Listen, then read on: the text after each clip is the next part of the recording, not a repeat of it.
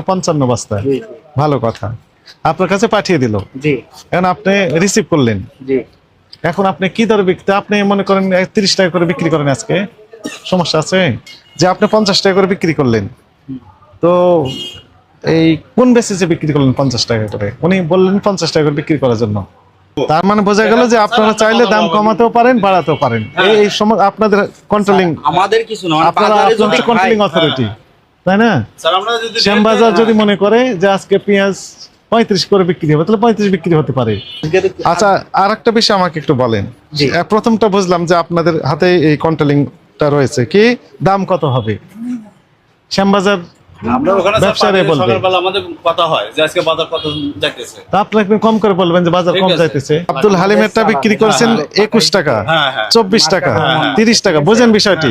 আমি আপনাদের জাস্ট শুনে দিই, দেশবাসী শুনো। আব্দুল হালিম একজন ব্যাপারী, থামেন, ব্যাপারীকে দিয়েছেন 21 টাকা কেজি, ইনি বিক্রি করছেন 50 টাকা কেজি। তারপরে ব্যাপারীকে দিয়েছেন 24 টাকা কেজি, 30 টাকা কেজি, 29 টাকা, 31, 34, সর্বোচ্চ 35। সর্বোচ্চ কত টাকা দিয়েছেন? 35। উনি বিক্রি করলেন কত? 50। তাহলে ইনার কত লাভ থাকলো? 15 টাকা প্রতি কেজিতে লাভ, মিনিমাম লাভ।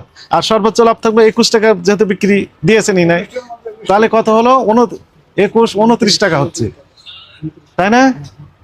15 টাকা থেকে শুরু করে 29 টাকা পর্যন্ত ইনার লাভ থাকতেছে।